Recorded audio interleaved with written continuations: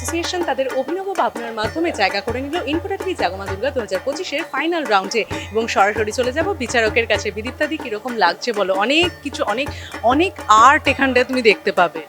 একদমই তাই। এবং যারা যে শিল্পীরা কাজ করেছেন, যেভাবে ব্রিফ করলেন, মানে একটা ইতিহাস আর কি, সেটাকে তুলে ধরার চেষ্টা করেছেন, প্রিন্টিং এর ইতিহাস সেটাকে তুলে ধরার চেষ্টা করেছেন। তখনকার যুগ থেকে আজকে এখন কিভাবে ইভলভ হতে হতে গেছে সেটা খুব সুন্দর ইনস্টলেশনের মাধ্যমে, মণ্ডপ সজ্জা, মূর্তি, মূর্তির যে থিম, হ্যাঁ, যে শক্তি, শক্তি মানেই সবসময় ধ্বংস, মানে শক্তি বা পাওয়ার যার কাছে আছে তার কাজ নয় সবসময় ধ্বংস করা।